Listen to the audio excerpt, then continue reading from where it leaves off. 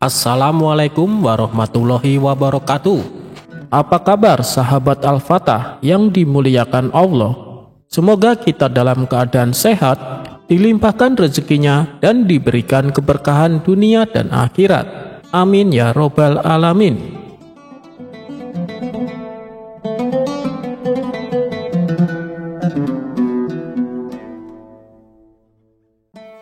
Abu Nawas dikalahkan anak kecil dalam permainan catur. Pada suatu hari di kota Baghdad, Abu Nawas berjalan-jalan di taman kerajaan. Seperti biasa, banyak orang-orang berkumpul mengerubunginya, menantikan lelucon, kebijaksanaan, atau tingkah lakunya yang nyeleneh namun cerdas. Hari itu Abu Nawas membawa papan catur. "Ayo, siapa yang ingin menantangku main catur hari ini?" teriaknya sambil tersenyum lebar.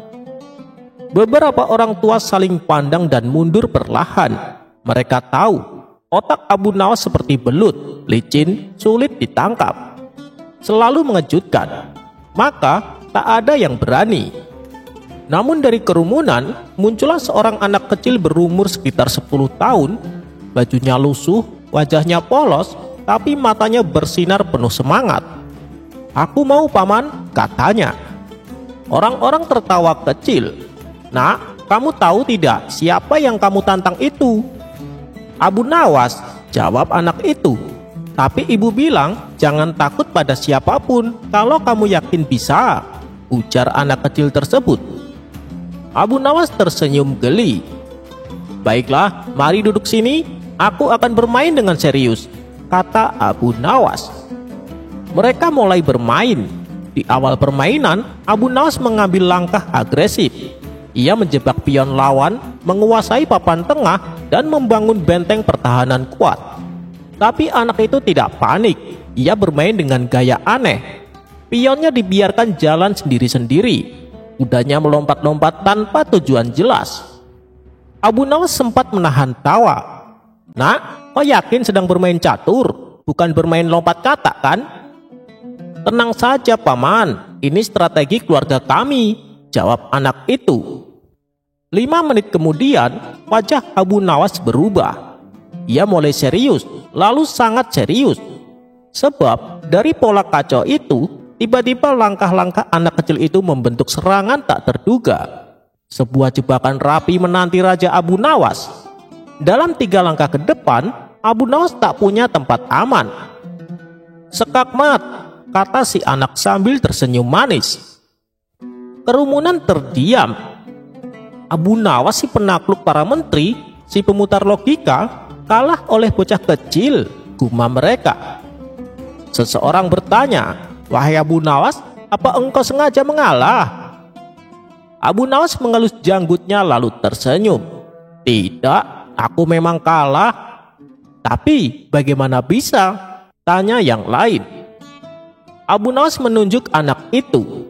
"Karena ia memakai senjata yang tidak bisa kutandingi. Kebingungan murni. Langkah-langkahnya tak terduga. Logika manapun akan gagal jika melawan kekacauan yang sistematis," jawab Abu Nawas. Anak kecil itu menjawab, "Paman, aku hanya bermain seperti biasanya. Tapi tadi pagi aku makan bubur dengan garam. Mungkin itu yang bikin pikiranku lebih tajam," jawab anak kecil itu polos. Orang-orang meledak tertawa. Abu Nawas ikut tertawa terbahak-bahak. Akhirnya ia berkata, "Hari ini aku belajar sesuatu. Jangan pernah meremehkan lawan, sekecil apapun dia. Bahkan dari kekacauan pun bisa lahir kemenangan." Sejak hari itu, Abu Nawas diam-diam sering datang ke taman, berharap bisa main lagi dengan anak kecil itu, bukan untuk menang, tapi untuk belajar bahwa kemenangan tak selalu berasal dari kecerdasan, kadang dari keberanian untuk bermain berbeda.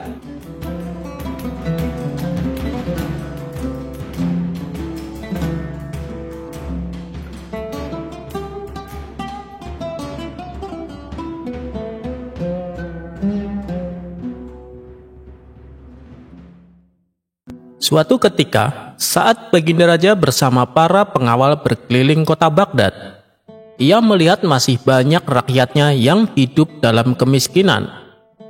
Masing-masing mereka lalu diberikan bantuan oleh Baginda Raja. Saat tengah memberikan bantuan, datanglah pengemis buta menghadapnya.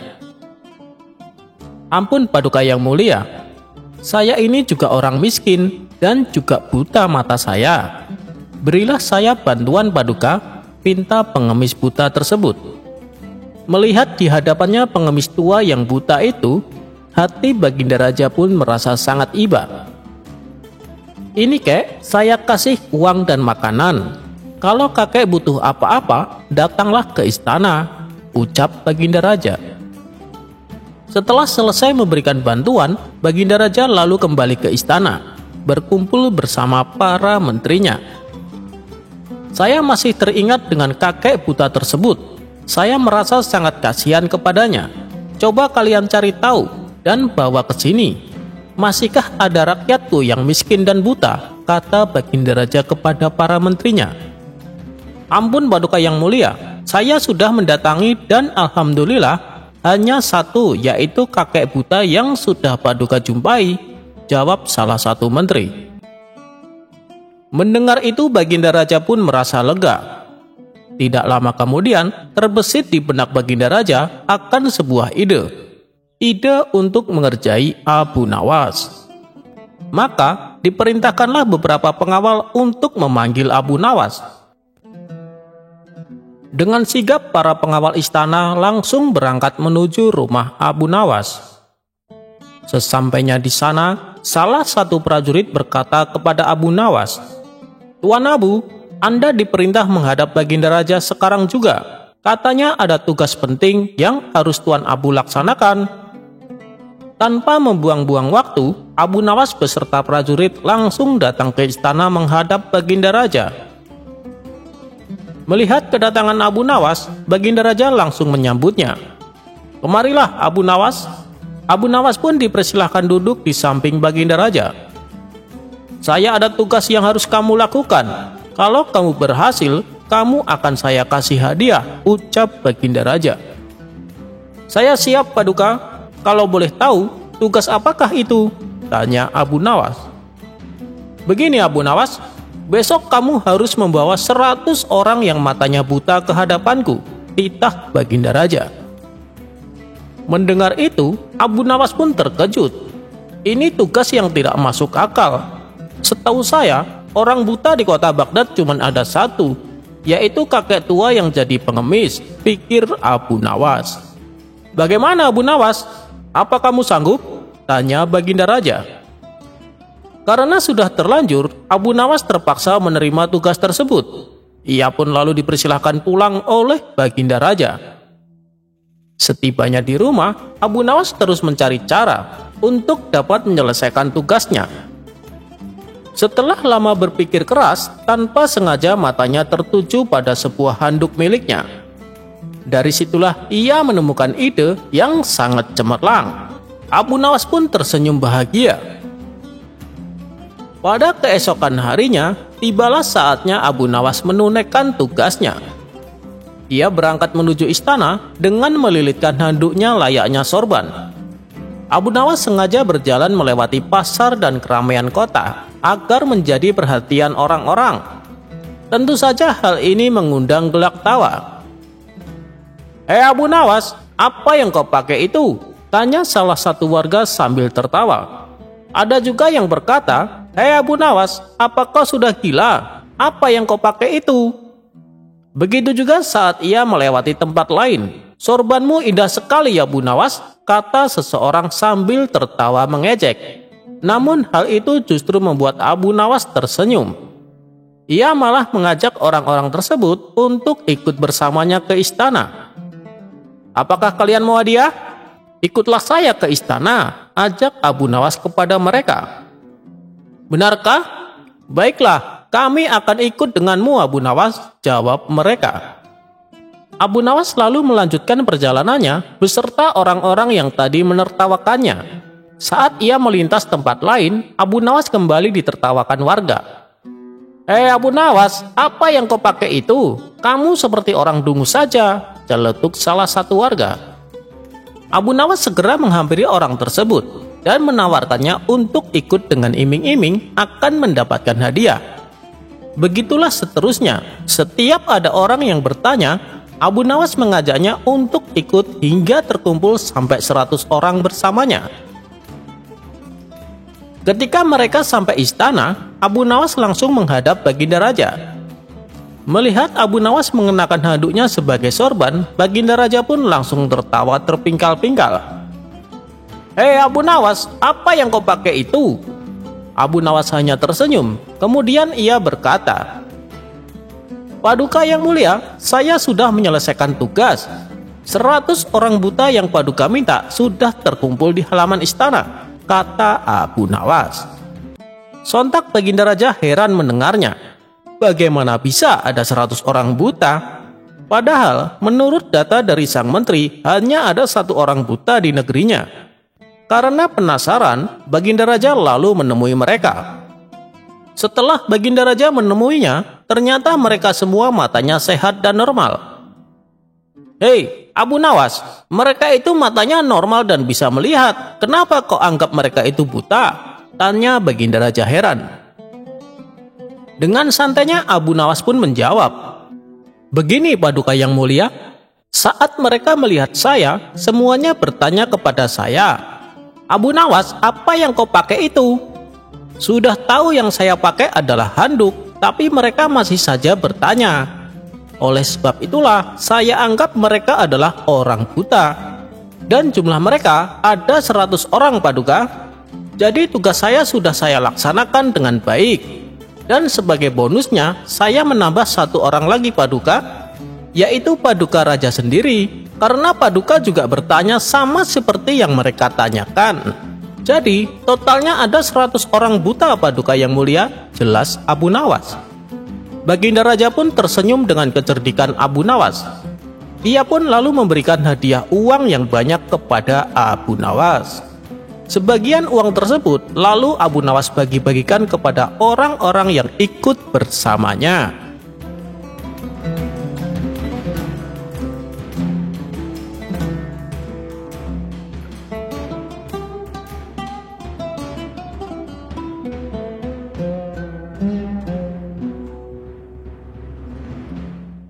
Dikisahkan Abu Nawas mempunyai sahabat yang bernama Saudagar Hasan.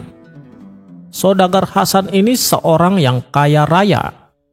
Ia menetap di kampung sebelah bersama putra sematawayangnya. Seiring berjalannya waktu, Saudagar Hasan jatuh sakit. Karena sakitnya tak kunjung sembuh, akhirnya ia meninggal dunia. Kini tinggallah anak putranya yang mewarisi seluruh kekayaan Saudagar Hasan.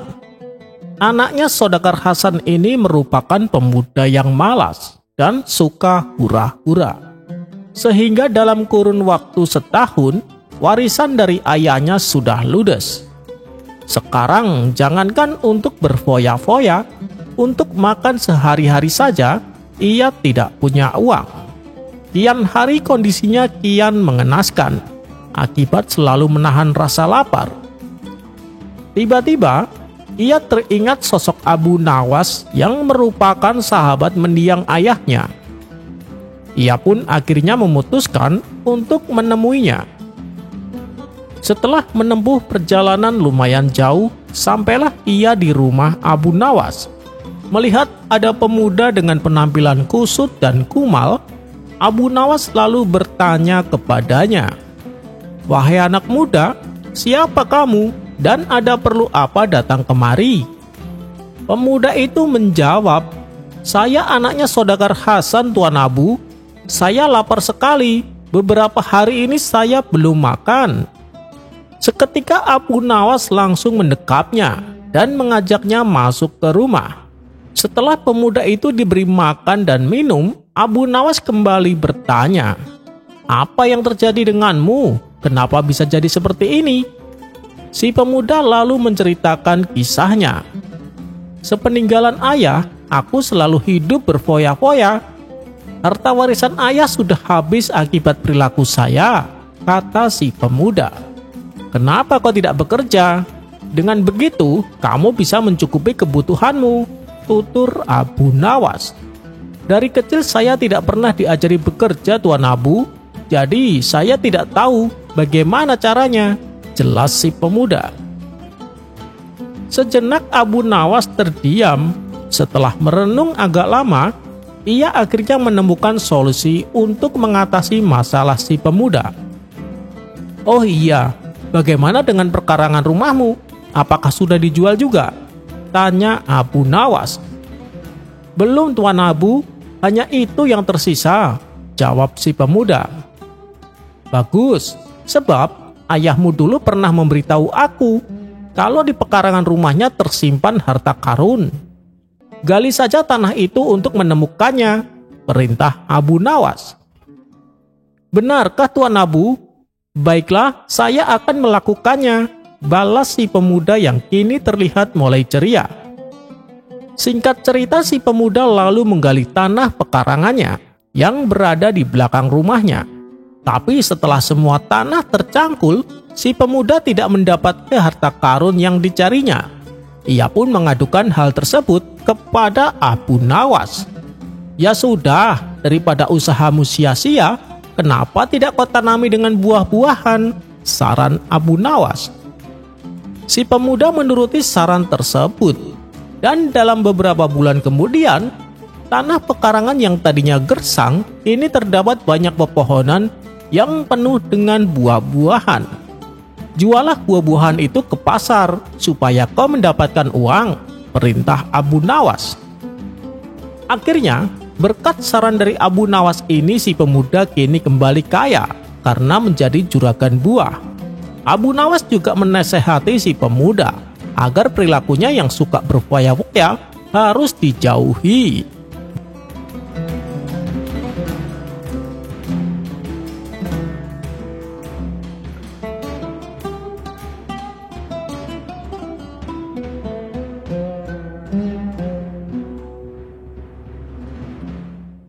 Dikisahkan di pekarangan depan rumah Tuan Hamid terdapat pohon kurma yang sedang berbuah.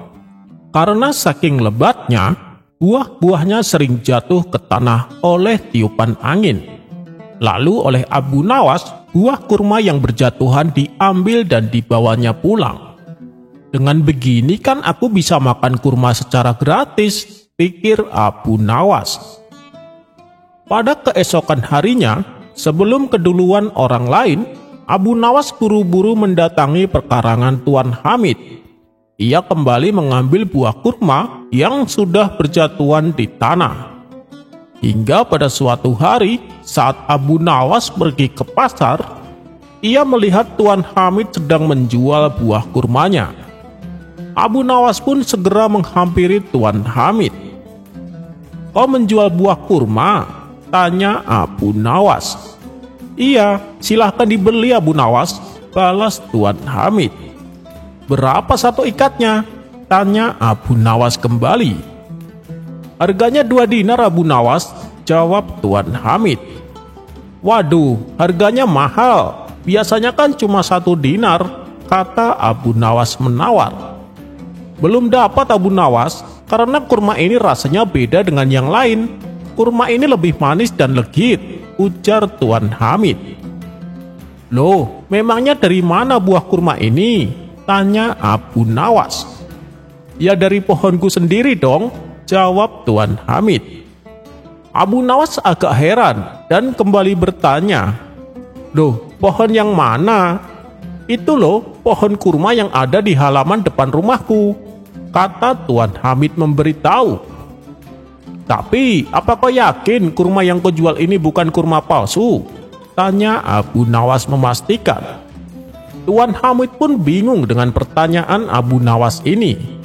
"Kurma palsu? Bagaimana mungkin?" tanya Tuan Hamid keheranan. Dengan entengnya Abu Nawas menjawab, "Karena yang saya tahu, jika kurma ini berasal dari halaman depan rumahmu, maka pasti akan jatuh ke tanah sebelum sampai ke pasar." Tuan Hamid pun bertambah bingung dengan perkataan Abu Nawas ini. Sementara Abu Nawas terlihat tidak menampakkan ekspresi bersalahnya.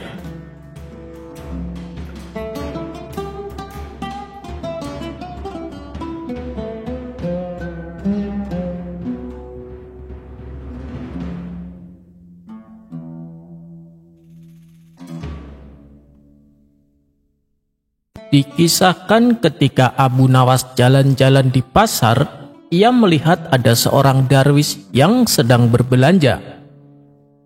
Darwis itu adalah seorang yang dikenal akan sifat bijaknya. Setelah selesai dengan belanjaannya, ia memasukkan semua barangnya ke dalam karung. Namun karena barang belanjaannya lumayan banyak, sang darwis tak kuat mengangkatnya. Ia pun berinisiatif mencari kuli panggul yang biasa berseliweran di pasar. Akan tetapi tak ada satupun yang ia temui. Kemudian matanya tertuju kepada sosok Abu Nawas. "Wahai Abu Nawas, kemarilah," panggil sang darwis. Abu Nawas pun segera menghampirinya. "Ada apa, Tuan?" tanya Abu Nawas. "Aku sedang butuh seseorang untuk membawakan barang-barangku. Maukah kau menolongku?" kata sang darwis. "Boleh saja. Berapa upahnya?" tanya Abu Nawas kembali. "Biasanya sih 5 dinar, Abu Nawas. Tapi maukah kau bayar dengan upah yang lebih pantas?" balas sang darwis. "Oh ya, apa itu?" tanya Abu Nawas. 3 buah nasihat yang berharga," jawab sang darwis. Mendengar itu Abu Nawas sejenak terdiam. "Uang dapat kuperoleh kapan saja, tapi kalau nasihat yang berharga tidak mudah untuk didapatkan. Apalagi yang berkata adalah orang bijak seperti dia. Pasti akan sangat bermanfaat nih," pikir Abu Nawas. Akhirnya Abu Nawas pun menyetujuinya. "Baiklah Tuan, aku bersedia. Kalau boleh tahu, apa isi barang belanjaanmu?" tanya Abu Nawas. "Isinya beberapa piring dan gelas, jadi kau harus hati-hati membawanya," jawab sang darwis. Setelah itu Abu Nawas segera memikul karung barang belanjaannya. Karena jaraknya lumayan jauh, mereka berdua harus beristirahat selama 3 kali berturut-turut. Pada istirahat pertama, Abu Nawas memanfaatkan untuk meminta nasihat kepada sang darwis. "Tuan, apa nasihat yang pertama?" tanya Abu Nawas. "Jangan percaya kepada siapapun. Bila ada yang mengatakan padamu bahwa lebih baik lapar daripada terlalu kenyang," kata darwis memberitahu. Tak lama setelah itu, mereka berdua pun melanjutkan perjalanannya. Lalu pada istirahat yang kedua, Abu Nawas kembali bertanya, "Wahai Tuan, apa nasihat yang kedua?" Sang darwis membalas, "Jangan percaya kepada siapapun bila ada yang mengatakan padamu bahwa lebih baik berjalan kaki daripada mengendarai kuda." Mendengar itu Abu Nawas mengerenyitkan dahi. "Nasihat macam apa itu? Semua orang juga tahu." "Oh, mungkin dia sengaja sedang menguji kesabaranku. Kalau aku mau bersabar, pasti akan berbuah keindahan. Nanti di nasihat yang ketiga, dia pasti akan memberikan nasihat yang sesungguhnya," pikir Abu Nawas. Akhirnya waktu yang ditunggu pun tiba. Ketika mereka istirahat yang ketiga kalinya, Abu Nawas sudah tak sabar untuk mendengarnya. "Wahai Tuan, nasihat yang ketiga bagaimana?" tanya Abu Nawas. Sang darwis pun menjawab, "Jangan percaya kepada siapapun bila ada yang mengatakan padamu bahwa hati manusia itu kuat bagaikan karang. Justru hati manusia itu lemah dan rentan. Apabila hati manusia terlukai, maka mustahil akan kembali seperti semula. Seperti halnya gelas dan piring yang kau bawa. Apabila jatuh dan pecah, maka mustahil untuk mengembalikannya seperti semula. Oh iya, aku tambahkan 1 nasihat lagi untukmu sebagai hadiah atas kepatuhanmu terhadapku. Jangan pernah percaya kepada siapapun bila ada yang mengatakan bahwa seorang darwis lebih bodoh darimu." Mendengar itu Abu Nawas seketika langsung emosi. "Kurang ajar, aku telah dikerjai sama darwis ini," gerutu Abu Nawas. Akan tetapi dia berusaha menahan amarahnya. Abu Nawas pun berpura-pura terkesima dengan semua nasihat yang didengarnya. "Sungguh luar biasa, nasihat Tuan sangat berguna dan mengubah pola pikir saya," puji Abu Nawas. "Tapi ada 1 nasihat yang masih saya ragukan kebenarannya," kata Abu Nawas melanjutkan. Yang mana? Saya kira semua nasihat yang kuberikan padamu tak ada yang perlu diragukan lagi. Tapi kalau kau ingin membuktikannya, silahkan saja. Kau tak yakin bahwa makan terlalu kenyang lebih baik daripada menahan lapar? Atau kau juga tak yakin bahwa mengendarai kuda lebih baik daripada berjalan kaki? Tanya sang darwis. Bukan itu, jawab Abu Nawas.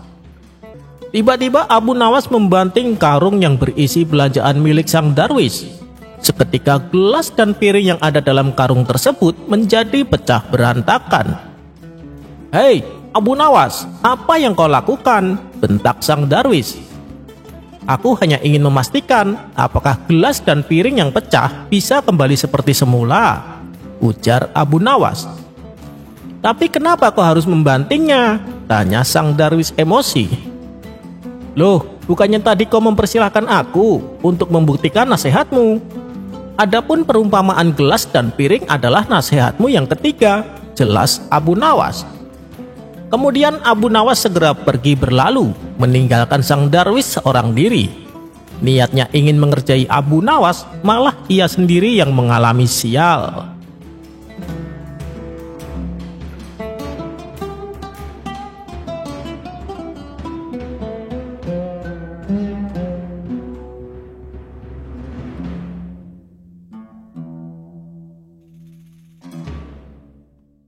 Abu Nawas dengan saudagar Mesir. Diceritakan, suatu hari terdapat seorang saudagar dari Mesir yang datang ke kota Baghdad. Ia membawa berbagai macam barang dagangan yang tak lama seluruh dagangannya pun habis terjual. Sehingga saudagar tersebut berkemas untuk pulang ke negaranya. Namun, karena belum mendapat tumpangan kapal yang siap berlabuh, maka ia terpaksa untuk tinggal beberapa hari di Baghdad. Sembari menunggu labuhnya kapal, sang saudagar pun sedikit bersenang-senang menikmati keindahan kota Baghdad. Pada suatu malam, sang saudagar bermimpi menikahi seorang gadis anak dari penghulu. Dalam mimpi tersebut, ia juga telah memberikan seserahan perkawinan kepada pengantin wanita. Keesokan harinya ia lantas menceritakan mimpinya kepada teman-temannya yang lambat laun. Cerita tersebut terdengar di seluruh penjuru kota Baghdad, hingga terdengarlah di telinga sang penghulu Baghdad. Setelah mendengar kabar yang tersebar luas tersebut, maka sang penghulu cepat-cepat mendatangi saudagar Mesir dan bertanya, "Wahai saudagar, apa benar kau telah bermimpi menikahi anakku? Jika memang benar, engkau harus menyerahkan seserahan sesuai dengan di mimpimu itu." Sang saudagar pun menjawab, "Apa yang engkau ucapkan memang benar, wahai penghulu. Namun hal itu hanyalah sebuah mimpi saja. Kenyataannya saya tidak pernah menikahi putrimu." Mendengar jawaban sang saudagar, penghulu pun langsung marah. Lantas ia merampas seluruh harta benda sang saudagar, sembari mengucapkan, "Seluruh harta bendamu ini sebenarnya tak akan cukup untuk menjadikanmu menikah dengan anakku." Seluruh harta benda sang saudagar langsung ia bawa pulang dan hanya menyisakan pakaian yang menempel di badan. Apa yang menimpa sang saudagar tak satupun orang yang menolong, bahkan tak ada yang menggubrisnya. Pada suatu hari, sang saudagar datang kepada sang istri untuk meminta tolong karena ia telah tak memiliki satupun uang dan harta. Ia ceritakanlah hal yang telah menimpanya pada saat di kota Baghdad. Sang istri pun sangat sedih dan kasihan dengan apa yang telah menimpa sang suami, sehingga dibawalah sang suami kepada Abu Nawas untuk meminta bantuan kepadanya. Sesampainya di rumah Abu Nawas, sang istri saudagar lantas menceritakan apa yang telah menimpa suaminya tersebut dan meminta Abu Nawas untuk menolong suaminya tersebut. Abu Nawas pun menyanggupinya, janji akan melaporkan masalah sang saudagar kepada Baginda Raja. Setelah istri saudagar kembali pulang ke rumahnya, Abu Nawas menyiapkan rencana dengan menyuruh semua murid-muridnya, "Wahai semua muridku, kalian pulanglah ke rumah masing-masing untuk mengambil pacul, linggis, dan lain-lainnya. Nanti sore kalian kembalilah ke sini. Seluruh murid Abu Nawas pun menuruti apa yang diperintahkan sang guru. Mereka berbondong-bondong pulang ke rumah masing-masing. Pada sore harinya, mereka kembali berkumpul di depan rumah sang guru dengan membawa berbagai alat yang telah diperintahkan sebelumnya. Setelah semua murid berkumpul, lantas Abu Nawas memberi tugas kepada mereka semua. "Wahai murid-muridku, malam ini pergilah kalian ke rumah sang penghulu. Rusaklah rumahnya. Jika ada yang bertanya, jangan pedulikan. Bilang saja kalau saya yang menyuruhmu." Para murid pun sontak mengiyakan perintah sang guru. Dengan cepat berbondong-bondong pergi ke rumah sang penghulu untuk merusak rumahnya. Singkat cerita, sementara sang penghulu sedang tidur di rumahnya, terdengar riuh yang membuat sang penghulu kaget terbangun dari tidurnya. Melihat rumahnya telah dirusak oleh sekawanan orang, ia pun marah dan bertanya, "Siapa yang menyuruh kalian menghancurkan rumahku ini?" Salah satu murid Abu Nawas pun menjawab, "Yang menyuruh kita yakni tak lain adalah guru kami Abu Nawas." Mendengar jawaban dari seorang itu, sang penghulu pun menjadi marah dan akan melaporkan kasus ini kepada sang raja. Keesokan pagi harinya, sang penghulu menghadap sang raja guna meminta pertanggungjawaban dari Abu Nawas yang telah menyuruh para muridnya untuk merusak rumahnya. Abu Nawas pun dipanggillah oleh raja. Tak berselang lama, Abu Nawas pun menghadap raja bersama dengan sang saudagar Mesir. "Hei Abu Nawas, apa yang telah engkau perbuat? Berani-beraninya kau menyuruh para muridmu untuk Berani-beraninya kau menyuruh para muridmu untuk merusak rumah sang penghulu Badat," ucap baginda raja. "Hei Abu Nawas, apa yang telah engkau perbuat? Berani-beraninya kau menyuruh para muridmu untuk merusak rumah sang penghulu Badat," ucap baginda raja.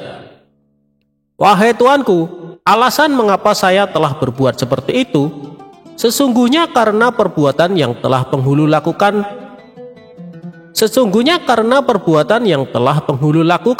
Semalam saya perintahkan para murid hamba untuk merusak rumah penghulu. Hal tersebut hamba lakukan sebab sang penghulu telah melakukan perbuatan seperti itu juga. Jadi begini baginda yang mulia, sang penghulu mendengar kabar ada seorang saudagar dari Mesir yang bermimpi telah menikahi anak sang penghulu serta telah memberikan seserahan kepada penghulu. Sang penghulu pun mendengar cerita tersebut, lantas menemui sang saudagar dan merampas semua harta bendanya. Mendengar cerita dari Abu Nawas, sang raja pun kaget dan segera memecat sang penghulu dari jabatannya. Harta yang telah dirampas pun kemudian dikembalikan kepada sang saudagar Mesir.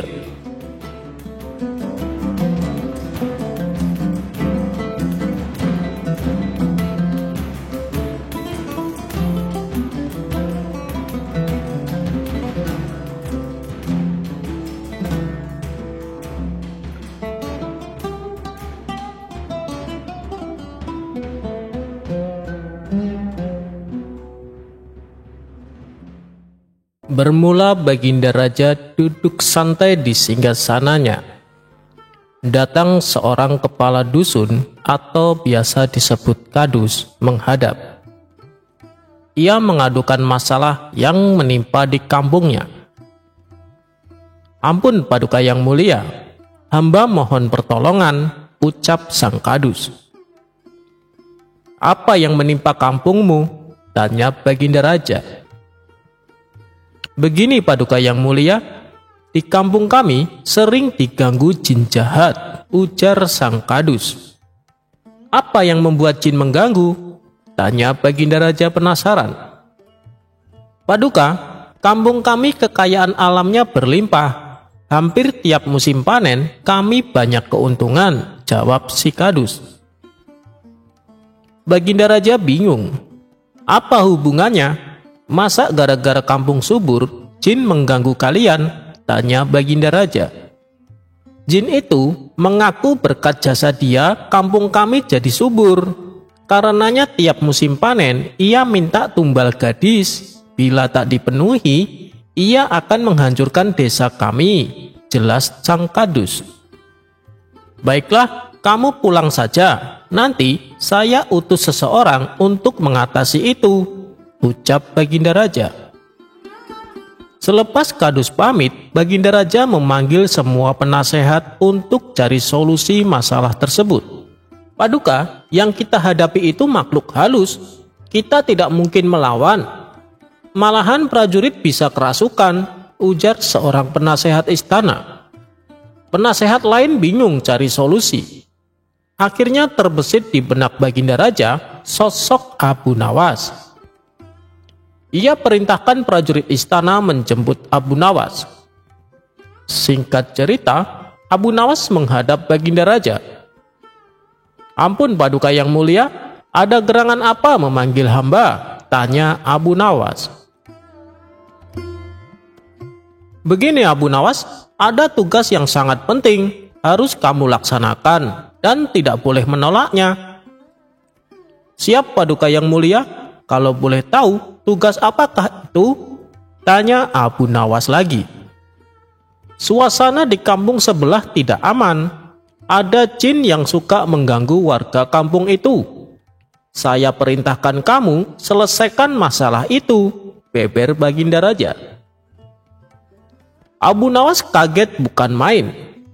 "Maksud Paduka, hamba disuruh menaklukkan jin jahat itu?" tanya Abu Nawas. "Benar Abu Nawas, aku tahu kamu pasti bisa mengalahkannya," ujar Baginda Raja.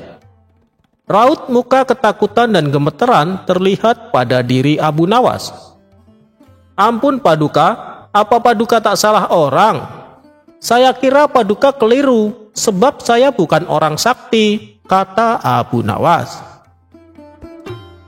"Wahai Abu Nawas, aku tahu kamu tidak hebat, bukan sakti, tapi dengan akal cerdikmu, aku yakin kamu bisa mengalahkan jin jahat itu," ucap Baginda Raja. Abu Nawas terpaksa menerima tugas tersebut, karena jika menolak, ia bisa dihukum berat. Keesokan harinya, berangkatlah dia ke kampung yang dimaksud. Setibanya di sana, ia disambut oleh Kadus. "Apakah Anda utusan Baginda Raja?" tanya sang Kadus. "Iya, saya utusan Baginda Raja," jawab Abu Nawas. Sang Kadus lalu menceritakan tentang sosok jin yang sering mengganggu itu, termasuk meminta tumbal gadis saat musim panen tiba. Setelah mendengar seksama, Abu Nawas bertanya, "Apakah di antara warga yang ada pernah melihat wujud jin itu?" Dan salah satu warga menjawab, "Saya pernah melihatnya." Abu Nawas kemudian kembali bertanya, "Bagaimana wujudnya?" "Tubuhnya tinggi dan rambutnya dikuncir di antara kepalanya yang botak." Seketika Abu Nawas tahu itu jin ibrit. "Aku harus cari cara mengalahkan jin ibrit ini," pikir Abu Nawas. Setelah berpikir, muncul ide cemerlang. "Apakah Tuan sanggup menghadapinya?" tanya Kadus kepada Abu Nawas. "Tenang, jin ibrit itu pasti bertekuk lutut. Dia hanya menggertak. Pasti ada wanita yang sedang dia sukai," kata Abu Nawas. "Aku akan menulis surat tantangan, dan saya minta tolong suratku ini diberikan kepada jin ibrit," perintah Abu Nawas kepada Kadus. Abu Nawas membuat surat tantangan dan memberikan ke Kadus untuk disampaikan kepada jin ibrit. Setelah surat itu diberikan, jin ibrit marah-marah. Dia berjanji akan membunuh siapa saja yang berani menantangnya. Sambil menunggu waktu pertandingan, Abu Nawas membuat sandal besar yang tingginya 40 meter. Ketika sandal selesai dibuat, ia letakkan di tengah lapangan tanding. Saat yang ditentukan pun tiba. Jin yang menahan emosi pergi ke lapangan untuk menghancurkan orang yang menantangnya, dan dengan suara yang menggelegar, "Mana lelaki yang berani menantangku? Keluarlah, akan kuhancurkan tubuhnya," ucapnya. Para warga pun berlarian meninggalkan lapangan karena takut jadi sasaran amukan jin ibrit itu. Lalu muncullah Abu Nawas ke lapangan untuk menghadapi jin ibrit itu. "Oh, jadi kamu Abu Nawas yang berani menantangku? Apa kamu bosan hidup? Ayo kita bertarung," tantang jin ibrit. "Anda salah orang, saya muridnya Abu Nawas," kata Abu Nawas berpura-pura. "Cepat panggil gurumu untuk bertarung," perintah jin ibrit. "Jangan khawatir, guruku pasti kemari. Aku disuruh ambil sandal guruku. Kemarin sehabis latihan sandalnya tertinggal," balas Abu Nawas sambil menunjukkan sandal besar yang hampir menutupi separuh lapangan. "Itu sandalnya Abu Nawas?" tanya jin ibrit. "Benar. Kenapa?" "Tapi saya tidak kuat mengangkatnya. Maukah kau membantuku membawa sendal itu?" pinta Abu Nawas melihat sendal besar itu. Jin ibrit itu terdiam. Dia berpikir, sandalnya saja sebesar lapangan, bagaimana orangnya? Jin ibrit mulai ketakutan. "Atau saya panggil guru datang langsung? Kalau saya ditanya sandalnya, saya beralasan kamu menghalangi saya untuk mengambil sandalnya," ujar Abu Nawas. Jangan, lebih baik aku pergi sekarang, dan aku tidak akan pernah mengganggu desa ini lagi," balas jin ibrit yang segera menghilang karena ketakutan. Sejak saat itu, kampung tersebut kembali aman dari gangguan jin ibrit.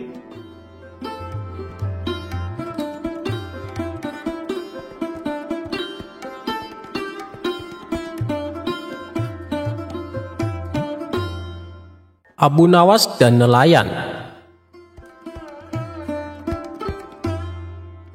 Pada suatu hari, di majelis tempat Abu Nawas mengajar, murid-muridnya tampak serius mendengarkan nasihat yang disampaikan oleh Abu Nawas.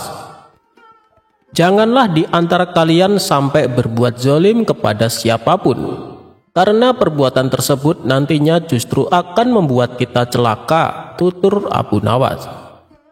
Kemudian Abu Nawas menceritakan sebuah kisah tentang seorang raja zalim dengan seorang nelayan. Suatu hari si nelayan pergi ke laut untuk mencari ikan. Namun beberapa kali melemparkan jaringnya, tak ada satu ikan pun yang tertangkap. Akhirnya pada hari itu si nelayan pulang tanpa membawa hasil. Sementara anak-anaknya terus menangis semalaman karena menahan rasa lapar.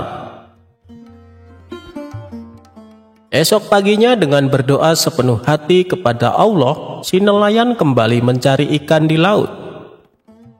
Lalu Allah mentakdirkan sebuah ikan besar terperangkap dalam jaringnya. Betapa bahagianya hati si nelayan, ia tak henti-hentinya memuji syukur kepada Allah. Si nelayan kemudian mengambil ikan tersebut untuk dibawa pulang. Saat dalam perjalanan, ia berpapasan dengan rombongan kerajaan. Melihat ikan yang dibawa nelayan cukup besar, sang raja merasa takjub dan ingin memilikinya. "Hei nelayan, dari mana kau dapatkan ikan sebesar itu?" tanya sang raja. "Saya mencarinya di laut, Paduka," jawab si nelayan. "Berikan ikan itu padaku," perintah sang raja. "Jangan Paduka, ikan ini akan aku jual untuk makan anak-anakku," balas si nelayan. "Kau berani menolak permintaanku, maka kau akan saya hukum mati," ancam sang raja. Si nelayan berulang kali memohon agar ikannya jangan diambil, akan tetapi sang raja tidak peduli. Ia merampasnya secara paksa dan dibawanya ke istana. Si nelayan pun hanya bisa pasrah. Ia menangis seraya berdoa, "Ya Allah, Engkau telah memperlihatkanku kekuatan orang zalim ini kepada kelemahanku. Maka perlihatkanlah kekuatanmu padanya." Sementara sang raja yang sudah kembali ke istana tak sabar untuk menyantap ikan besar milik si nelayan. Ia pun mengambil ikan tersebut dan memberikannya kepada pelayan istana. Tiba-tiba ikan itu berputar dan menggigit jari sang raja hingga membuatnya kesakitan.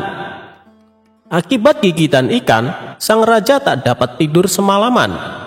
Ia menanggung rasa sakit yang nyeri. Esok paginya sang raja mengundang beberapa tabib untuk mengobati sakit yang dideritanya. Namun dari sekian banyak tabib yang datang, tak ada satupun yang mampu menyembuhkannya. Akhirnya ada salah satu tabib yang ahli menyarankan supaya jari sang raja dipotong saja. Menurut sang tabib yang ahli ini, jari sang raja sudah terkena racun. Kalau tidak segera dipotong, dikhawatirkan racun tersebut akan menjalar sampai ke lengan atas. Tapi meskipun jarinya sudah terpotong, sang raja masih merasa kesakitan. Paduka yang mulia, sepertinya racun ikan sudah menjalar. Paduka harus segera memotong lengan Paduka, kata sang tabib. Tapi apa tidak ada cara yang lain? Tanya sang raja. Kalau dibiarkan, racun tersebut akan menjalar ke tubuh Paduka, dan itu bisa mengancam nyawa Paduka, jawab sang tabib. Maka dengan berat hati sang raja memotong lengan tangannya. Akan tetapi tak ada perubahan atas kondisi sang raja. Ia masih saja merasa sakit yang amat sangat.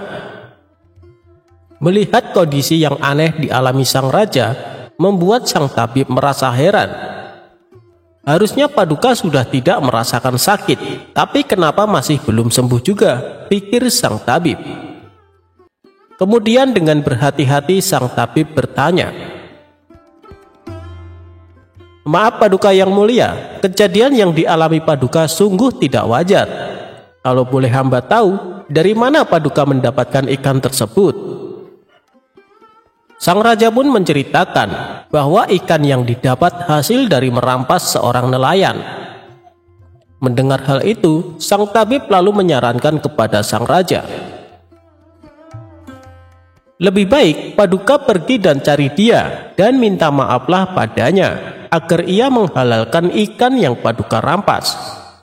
Dengan begitu, maka tidak akan ada lagi anggota tubuh Paduka yang dipotong." Setelah mendengar saran tersebut, sang raja segera mencari keberadaan si nelayan. Dengan bantuan para pejabat dan pengawal istana, akhirnya rumah si nelayan berhasil ditemukan. Sang raja pun langsung menemuinya untuk meminta maaf dan meminta agar diikhlaskan ikan yang telah ia rampas. Dengan hati yang tulus, nelayan itu memaafkannya. Sejak saat itu, sakit yang dialami sang raja berangsur-angsur sembuh, meskipun ia harus kehilangan salah satu tangannya. Dan untuk menebus kesalahannya, kebutuhan ekonomi keluarga si nelayan dijamin sepenuhnya oleh sang raja. Sang raja pun berjanji tidak akan pernah lagi berbuat zalim kepada rakyatnya. Setelah selesai menceritakan kisah raja zalim dan seorang nelayan, Abu Nawas menutupnya dengan sebuah nasihat. Itulah kenapa kita dilarang berbuat zalim kepada siapapun, karena pada akhirnya justru kita yang akan menderita, tutur Abu Nawas kepada murid-muridnya.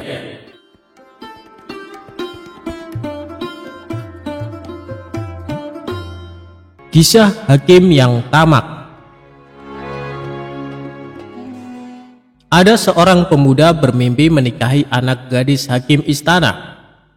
Pemuda itu bermimpi memberikan seluruh hartanya sebagai maharnya. Hakim mengetahui hal itu, maka ia pun pergi ke rumah pemuda tersebut. "Benarkah kau bermimpi menikah dengan putriku?" tanya hakim. "Iya, benar. Bahkan aku bermimpi memberikan semua hartaku sebagai maharnya," balas pemuda itu. "Aku kesini untuk mengambil mahar itu. Sekarang kau pergilah dari rumah ini," seru hakim. Pemuda itu sangat sedih, ia tak bisa melawan seorang hakim. Pemuda itu kini menjadi seorang gelandangan. Ia bertemu dengan perempuan tua yang miskin. Pemuda itu lalu menceritakan masalahnya. "Sekarang aku menjadi gelandangan karena mimpi itu," ujar si pemuda. "Aku akan membantumu mengembalikan hartamu. Hakim istana sudah berbuat semena-mena terhadapmu. Ia harus diberi pelajaran," ujar perempuan tua itu. Perempuan tua itu lalu mengajak pemuda itu ke rumah Abu Nawas. Ia ingin meminta nasihat dari Abu Nawas. Semua orang tahu kecerdikan Abu Nawas.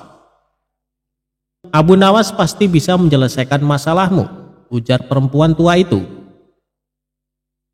Sampailah mereka di rumah Abu Nawas. Pemuda itu lalu menceritakan masalahnya. Abu Nawas berpikir sejenak. Aha, ia berhasil mendapatkan sebuah ide. "Besok pagi kalian kesini lagi, bawalah peralatan seperti linggis, batu, dan tongkat besi," ucap Abu Nawas. "Untuk apa semua alat itu?" tanya sang pemuda. "Kau akan tahu besok pagi. Ajaklah semua temanmu juga," pinta Abu Nawas.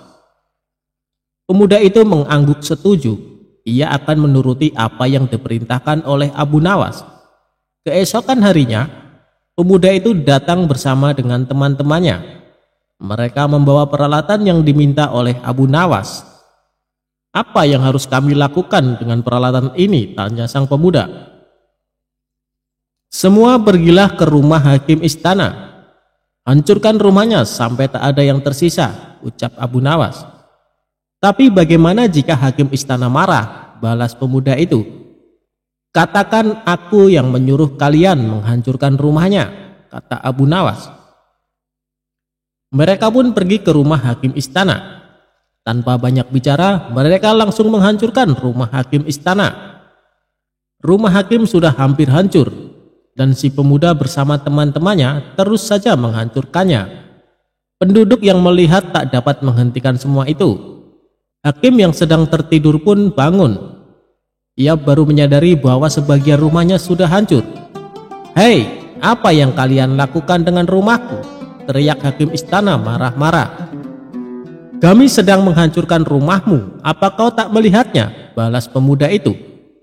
"Kalian bisa saya hukum. Siapa yang menyuruh kalian melakukan ini?" tanya hakim istana. Pemuda itu lalu memberitahu si hakim bahwa yang menyuruh mereka adalah Abu Nawas.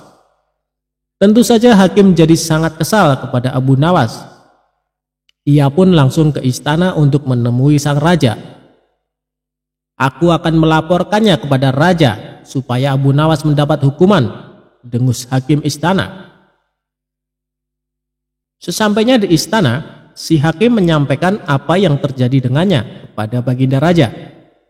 "Cepat, panggil Abu Nawas ke sini," perintah raja. Beberapa prajurit pergi ke rumah Abu Nawas. Mereka menangkap Abu Nawas dan membawanya ke istana.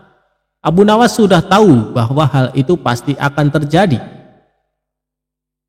"Hei Abu Nawas, apa benar kau menyuruh para pemuda itu untuk merusak rumah hakim istana?" tanya raja penasaran. "Benar raja. Semalam aku bermimpi bahwa hakim istana memintaku untuk menghancurkan rumahnya. Ia berkata hendak membangun rumah baru yang lebih megah," jawab Abu Nawas. Raja heran mendengar jawaban Abu Nawas. Mimpi adalah bunga tidur, tapi kenapa dia melaksanakannya dalam kehidupan nyata? "Kamu sungguh salah besar, Abu Nawas," ujar raja. "Bukankah hakim istana yang membuat peraturan seperti itu?" ucap Abu Nawas. Ia lalu menyampaikan apa yang telah dilakukan hakim istana kepada si pemuda. Hakim istana telah merampas semua harta si pemuda karena pemuda itu bermimpi memberikan mahar untuk menikah dengan anak hakim istana. Raja lalu memanggil pemuda itu dan menanyakan kebenarannya. "Semua yang dikatakan Abu Nawas benar, Raja. Aku kehilangan semua hartaku karena itu. Kini aku menjadi seorang gelandangan," ucap si pemuda. Hakim istana terlihat pucat. Ia ketakutan dan kemudian mengakui perbuatannya. Raja pun memecat hakim istana. Selama ini ia telah salah memilih seorang hakim. Harta pemuda itu akhirnya dikembalikan. Abu Nawas sangat senang karena bisa menolong orang yang kesulitan.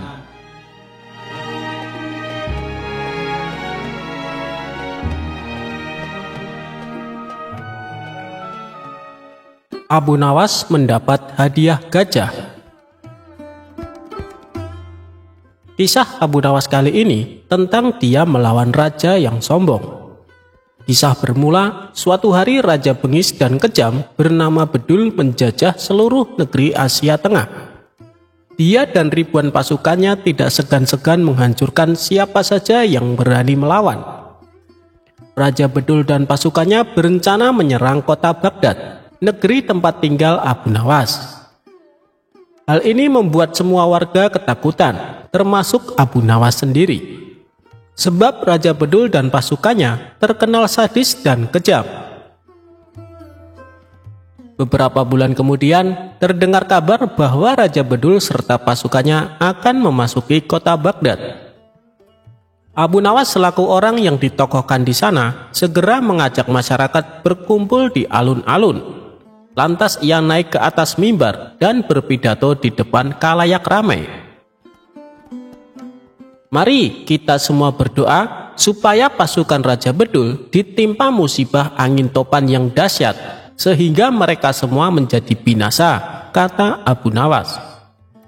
Semua warga yang kala itu berkumpul di alun-alun serentak menjawab amin dengan lantang. Tiba-tiba seorang pria berdiri dan bertanya kepada Abu Nawas, "Apakah engkau pernah melihat tentara Raja Bedul?" "Belum pernah, dan aku juga belum pernah melihatmu sebelumnya. Sepertinya kau bukan orang sini," jawab Abu Nawas. "Benar, aku memang bukan orang sini, karena aku adalah panglima tentara Raja Bedul," ujar orang itu. Sontak Abu Nawas terkejut, begitu pula penduduk kota. Mereka tidak menyangka bahwa pasukan Raja Bedul sudah memasuki daerahnya. Tapi dengan tenang, Abu Nawas melanjutkan pidatonya. "Mari kita berdoa sekali lagi, kali ini untuk jenazah kita." Mendengar hal itu, membuat panglima tentara Raja Bedul menjadi heran. "Kenapa berdoa untuk jenazahmu sendiri? Dasar bodoh, orang mati itu didoakan oleh orang yang hidup," ujarnya. "Tuan benar, tapi bukankah kami semua akan mati diserang pasukan Tuan? Sedangkan kami tidak tahu apakah akan ada di antara kami yang masih hidup untuk mendoakan jenazah kami. Jadi selagi kami masih hidup, kami berdoa untuk jenazah kami nanti," balas Abu Nawas. Panglima tentara Raja Bedul tertawa terpingkal-pingkal mendengar kelucuan Abu Nawas. Dia mengatakan bahwa dirinya dan pasukannya tidak akan menyerang negeri Abu Nawas, justru sebaliknya, akan memberikan hadiah seekor gajah. Para penduduk pun lega mendengarnya. Mereka berterima kasih kepada Abu Nawas karena telah menyelamatkan. Namun, permasalahan lain pun muncul. Kehadiran gajah tersebut membuat penduduk desa resah sebab memakan banyak hasil panen. Penduduk negeri pun mengadukan ini kepada Abu Nawas. "Bagaimana ini Abu Nawas? Apa yang harus kita lakukan? Kita tidak mungkin membunuh atau menjual gajah itu kan? Bisa-bisa panglima tentara Raja Bedul akan murka," tutur salah seorang warga. Mereka semua menyalahkan Abu Nawas dan menuntut agar mengembalikan hadiah itu. "Aku setuju dengan usul kalian, tapi dengan satu syarat. Kalian harus menemaniku saat menghadap sang panglima," ujar Abu Nawas. Para penduduk desa pun sepakat dengan keputusan Abu Nawas. Sesampainya di sana, ada ribuan pasukan yang sedang berkumpul dan terdapat ratusan tenda berdiri di tengah lapangan. Abu Nawas sempat dicegah oleh salah satu prajurit, tapi akhirnya diperbolehkan menghadap panglima. Tanpa Abu Nawas sadari, ternyata penduduk desa yang menemani memilih kabur meninggalkannya. Mereka takut dibunuh bila sampai usulannya membuat panglima menjadi marah dan murka. Lalu nahasnya lagi, saat itu panglima sedang dalam suasana hati yang buruk. "Mau apa datang kemari?" bentak panglima. "Ini tentang gajah yang Tuan berikan," jawab Abu Nawas gemeteran. "Memangnya kenapa? Apakah hadiahku tidak berguna?" tanya panglima. Abu Nawas menjadi ketakutan. Ia lalu menengok ke belakang dan ternyata penduduk telah meninggalkan dirinya. Dikarenakan merasa dibohongi, Abu Nawas pun menjadi jengkel. Ia lalu memikirkan jalan keluar sekaligus balas dendam kepada penduduk negerinya yang meninggalkannya. Kira-kira jawaban apa yang harus ia katakan supaya Panglima Tentara Raja Bedul tidak marah? Akhirnya Abu Nawas pun menemukan ide cerdas. Begini Tuan, hamba perhatikan gajah pemberian Tuan terlihat sedih. Mungkin karena tidak ada pasangannya. Apakah Tuan punya gajah betina untuk dijadikan pasangannya? Ucap Abu Nawas. Oh itu. Baiklah, sekarang juga akan aku kirim gajah betinanya, jawab Panglima. Abu Nawas kemudian undur diri pamit pulang. Dia pun pulang dengan senang karena mendapat hadiah lagi seekor gajah. Ini dia menjadi punya 2 gajah.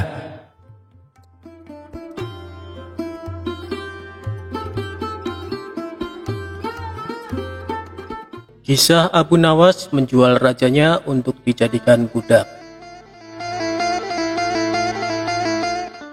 Suatu hari Abu Nawas sangat kebingungan, bahkan ia hampir putus asa. Sudah 2 hari dapur tidak mengepul asap karena tidak ada lagi barang yang bisa ia jual. Satu-satunya jalan yang bisa dia ambil adalah menjual manusia untuk dijadikan budak. Sebenarnya jika Abu Nawas mau, dia bisa saja menjual teman-temannya. Namun ia tidak tega karena teman-temannya bukan orang kaya, melainkan orang miskin seperti dirinya. Jalan satu-satunya yang bisa dilakukan Abu Nawas adalah menjual manusia. Akhirnya Abu Nawas memutuskan sesuatu yang tidak biasa. Ia akan tetap menjual manusia untuk dijadikan budak oleh si pembelinya. Bukan menjual temannya, melainkan rajanya Harun al-Rasyid. Menurut Abu Nawas, hanya Baginda Raja yang pantas untuk dijual. Bukankah selama ini Baginda Raja selalu mempermainkan dirinya dan menyengsarakan pikirannya? Maka sudah sepantasnya bagi Abu Nawas untuk menyusahkan Baginda Raja.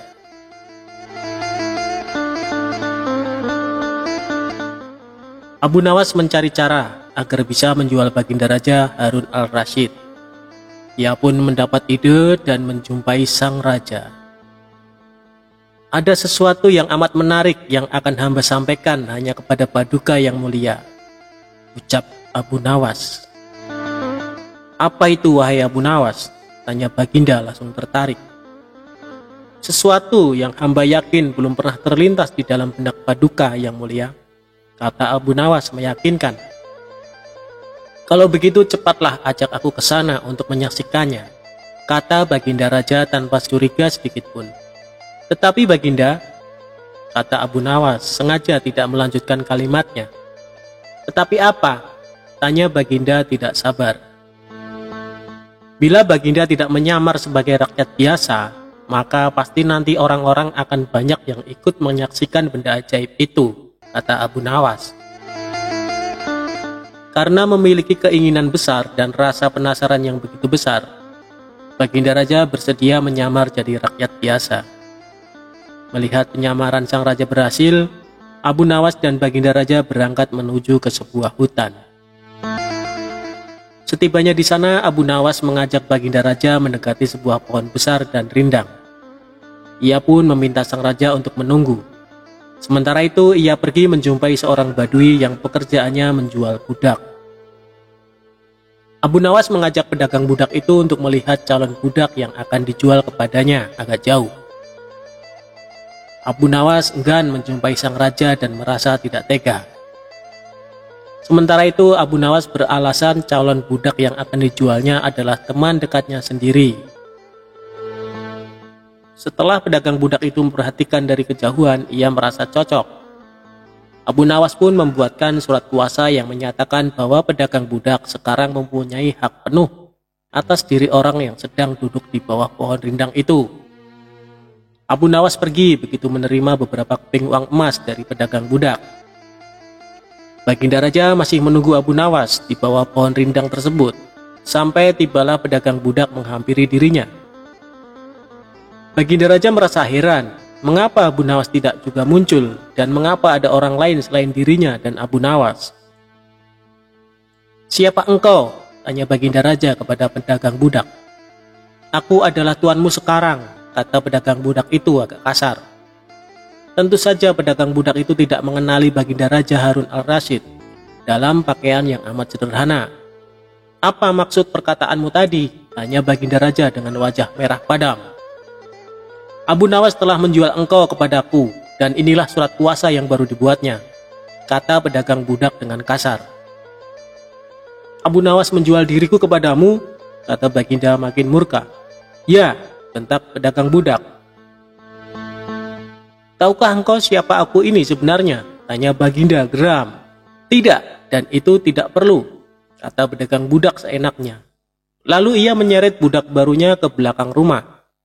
Sultan Harun al-Rasyid diberi parang dan diperintahkan untuk membelah kayu. Baginda Raja merasa heran dengan semua yang diperintahkan. Ia melihat begitu banyak tumpukan kayu di belakang rumah Badui itu, sehingga memandangnya saja Sultan Harun al-Rasyid sudah merasa ngeri, apalagi harus mengerjakannya. "Ayo kerjakan," perintah si pedagang budak. Meski ia merasa kebingungan dengan semua, Sultan Harun al-Rasyid mencoba untuk melakukan perintah dari tuan barunya. Sultan Harun al-Rasyid secara perlahan memegang kayu dan mencoba membelahnya. Namun si Badui melihat cara Sultan Harun al-Rasyid memegang parang merasa aneh. "Kau ini bagaimana? Bagian parang yang tumpul kau arahkan ke kayu. Sungguh bodoh sekali." Sultan Harun al-Rasyid mencoba membalik parang hingga bagian yang tajam terarah ke kayu. Ia mencoba membelah, namun tetap saja pekerjaannya terasa aneh dan kaku bagi si Badui. "Oh, beginikah derita orang-orang miskin mencari sesuap nasi? Harus bekerja keras lebih dahulu. Wah, lama-lama aku tak tahan juga," gumam Sultan Harun al-Rasyid. Si Badui menatap Sultan Harun al-Rasyid dengan pandangan heran, dan lama-lama menjadi marah. Ia merasa rugi barusan membeli budak yang bodoh. "Hei Badui, cukup semua ini, aku tak tahan." "Kurang ajar, kau budakku, harus patuh kepadaku," kata Badui itu sembari memukul sang raja. Tentu saja raja yang tak pernah diperlakukan kasar itu menjerit keras saat dipukul kayu. "Hei Badui, aku adalah rajamu, Sultan Harun al-Rasyid," kata Baginda sambil menunjukkan tanda kerajaannya. Pedagang budak itu kaget dan mulai mengenal Baginda Raja. Ia pun langsung menjatuhkan diri sembari menyembah Baginda Raja. Sang raja mengampuni pedagang budak itu karena ia memang tidak tahu, tetapi kepada Abu Nawas Baginda Raja amat murka dan gemas. Ingin rasanya beliau meremas-remas tubuh Abu Nawas seperti telur.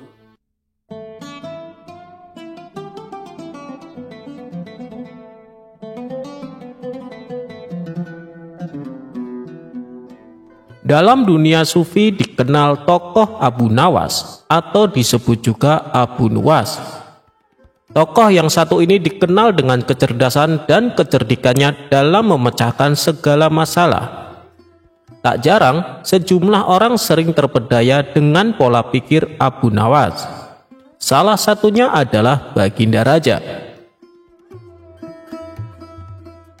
Salah satu cerita yang masyhur adalah Baginda Raja menantang Abu Nawas dalam suatu perlombaan.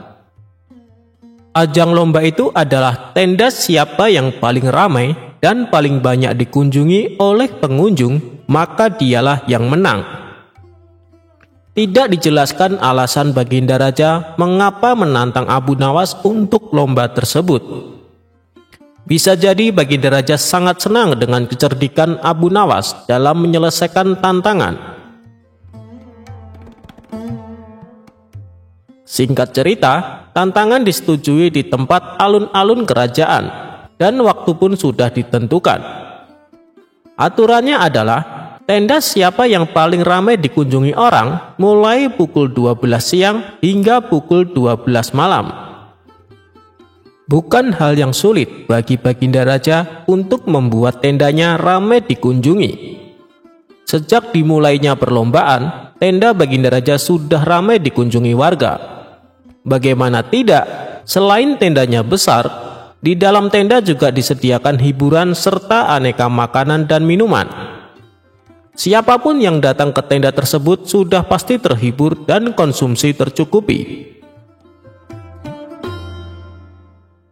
Berbeda dengan tenda milik Abu Nawas. Selain tendanya kecil, tidak sebesar milik Baginda Raja, di tempat itu juga tidak ada hiburan apalagi makanan.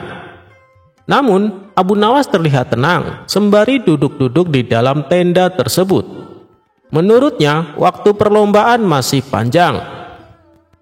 "Tenang saja, waktu masih panjang," gumam Abu Nawas sembari melihat keramaian di tenda milik Baginda Raja. Sejumlah warga yang datang ke tenda Baginda Raja sudah mengira bahwa Abu Nawas akan kalah dalam perlombaan ini. Terlebih lagi, semakin malam jumlah warga yang mendatangi tenda Baginda Raja semakin banyak dan semakin banyak. Abu Nawas masih terlihat duduk-duduk santai dan tenang. Nyaris tidak ada upaya apapun agar tendanya ramai dikunjungi warga. Hingga sekitar jam 12 malam kurang 5 menit, Abu Nawas mulai beraksi. Tenda miliknya tiba-tiba terbakar. Api yang membakar tenda tersebut menjulang ke angkasa. Kontan saja warga yang hadir di tenda milik Baginda Raja pun berteriak, "Tenda Abu Nawas terbakar! Tenda Abu Nawas terbakar!" teriak warga. Warga yang penasaran semburat keluar dari tenda Baginda Raja. Ada yang penasaran dan datang melihat hingga ada yang membawa air untuk memadamkan api. Tak ketinggalan, Baginda Raja pun ikut mendatangi tenda Abu Nawas. Nah, pas pukul 12 malam, semua orang yang ada di tenda Baginda Raja berpindah ke lokasi kebakaran. Tak ketinggalan, Baginda Raja pun datang ke lokasi. "Nah, saya yang menang kan, Yang Mulia? Lihat, semua orang termasuk Anda pun datang ke tenda saya tepat pukul 12 malam." Ujar Abu Nawas sembari tersenyum penuh kemenangan. Rupanya kebakaran itu disengaja oleh Abu Nawas untuk menarik perhatian orang-orang yang ada di tenda Baginda Raja. Termasuk Baginda Raja juga terkecoh untuk datang ke tenda Abu Nawas. Lagi-lagi Abu Nawas berhasil mengalahkan tantangan dari Baginda Raja. Baginda Raja pun hanya bisa geleng-geleng sembari mengakui kecerdikan Abu Nawas.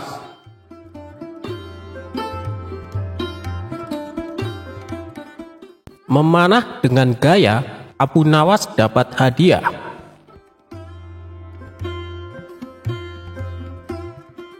Baginda Raja tak henti-hentinya mengerjai Abu Nawas, namun ia selalu lolos dari perangkapnya. Yang ada, malah Baginda Raja sendiri yang menanggung kekalahan. Kalaupun beradu otak, pasti Abu Nawas yang akan menang. Dan Raja tahu betul kecerdasan dan kecerdikan Abu Nawas. Namun Raja tak mau menyerah. Ia kembali hendak menguji kecerdikan dan kecerdasan Abu Nawas. Kali ini, Baginda Raja mempunyai ide untuk mengalahkan Abu Nawas, yaitu dengan mengajaknya lomba memanah. Karena lomba tersebut yang dibutuhkan adalah keahlian, bukan kecerdasan otak. Maka dipanggillah Abu Nawas ke istana. Singkat cerita, datanglah Abu Nawas menghadap Baginda Raja.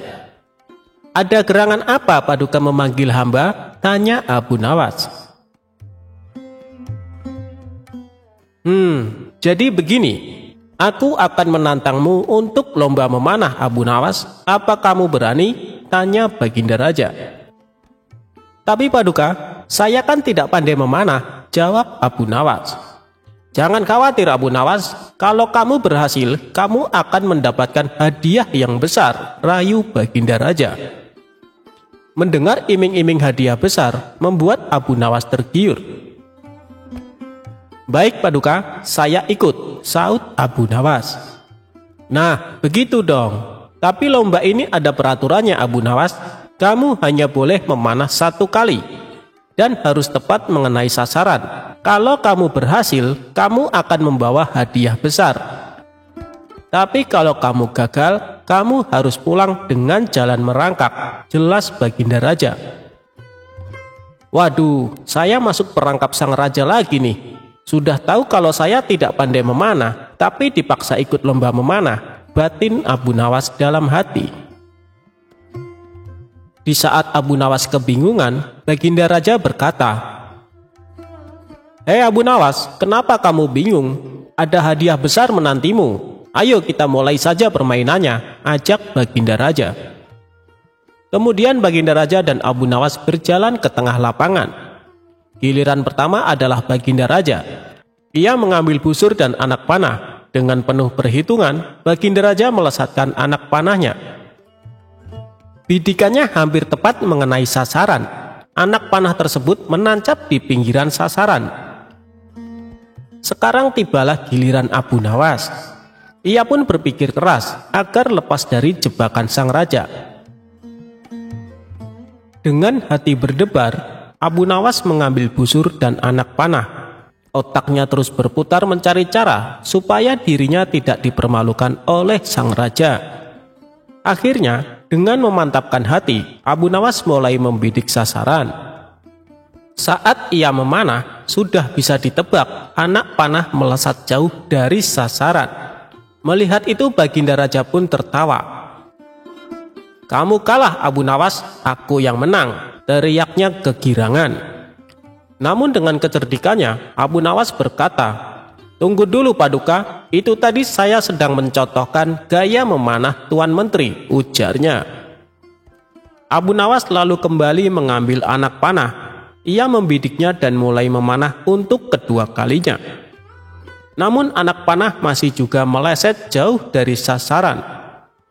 Tapi sebelum Baginda berteriak kegirangan, Abu Nawas menyela duluan.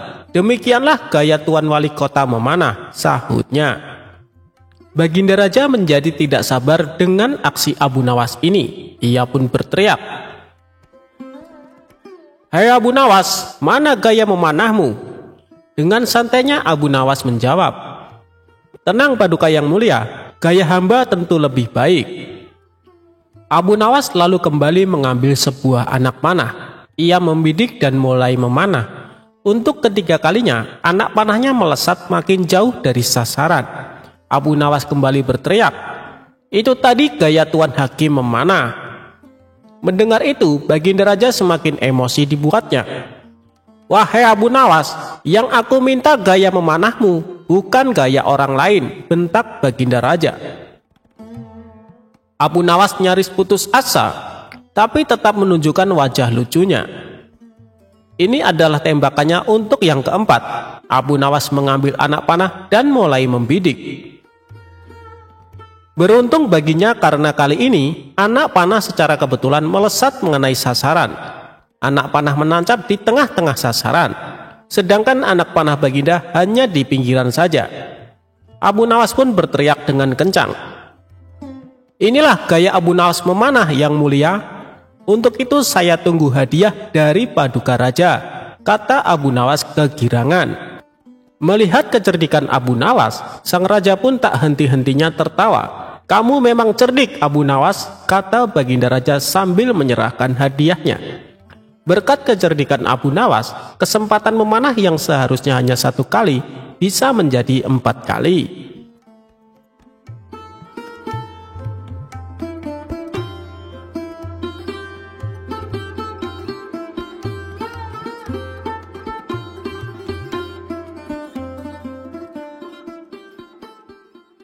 Abu Nawas dengan saudagar Mesir.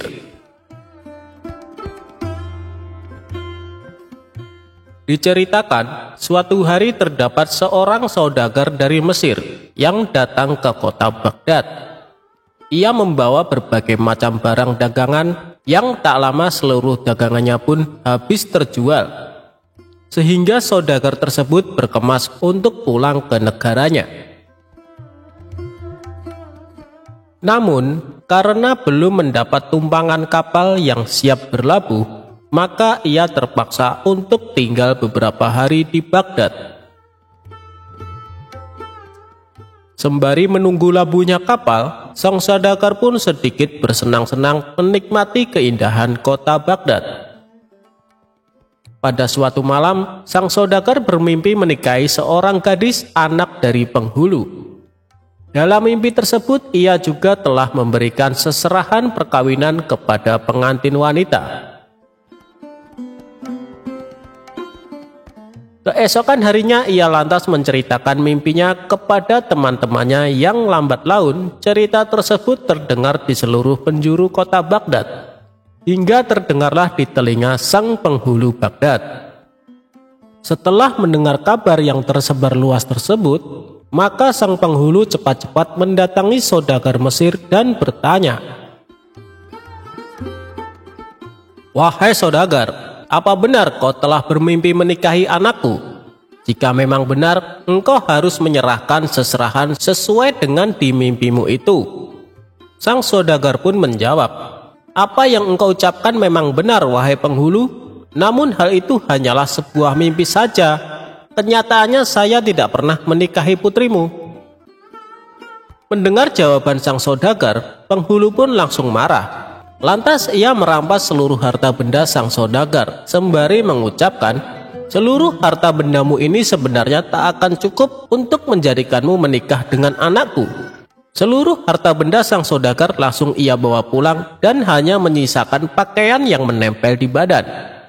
Apa yang menimpa sang saudagar tak satupun orang yang menolong, bahkan tak ada yang menggubrisnya.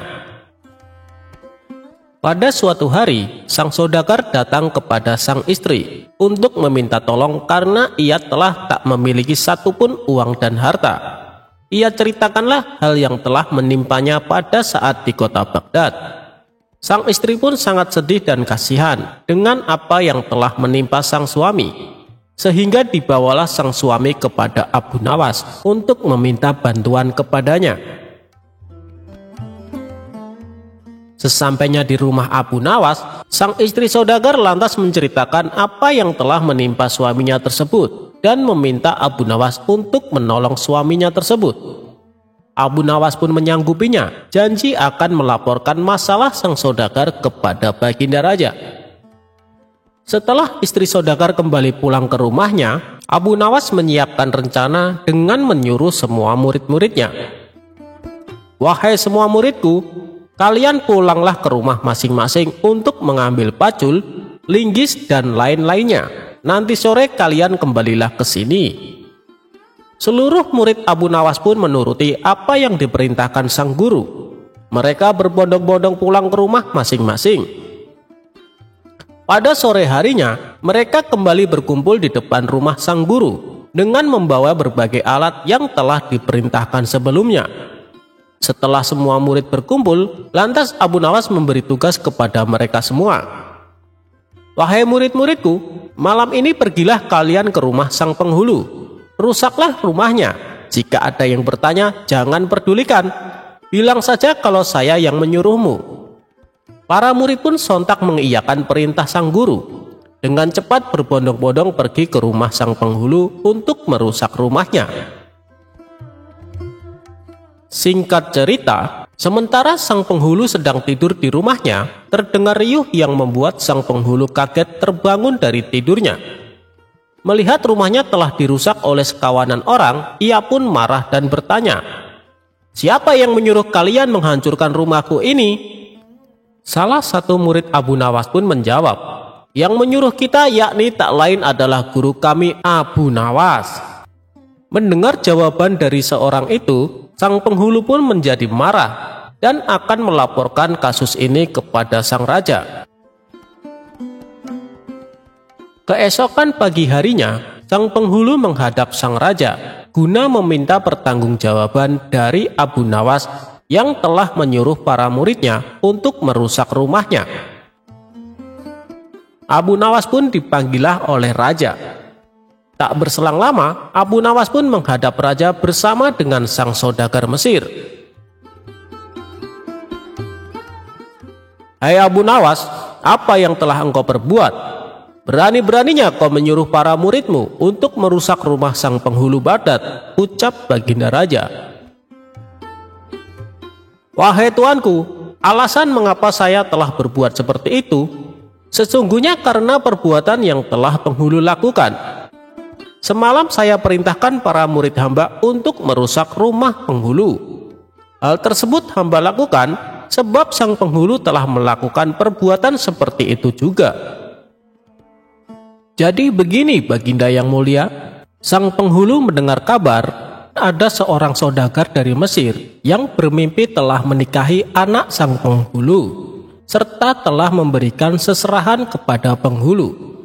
Sang penghulu pun mendengar cerita tersebut, lantas menemui sang saudagar dan merampas semua harta bendanya.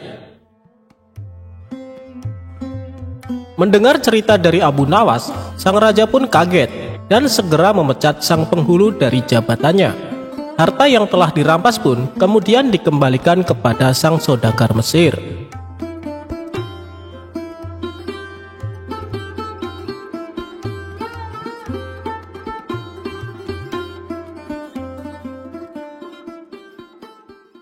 Ajaran Abu Nawas cukup berserah diri, rezeki akan mendatangimu.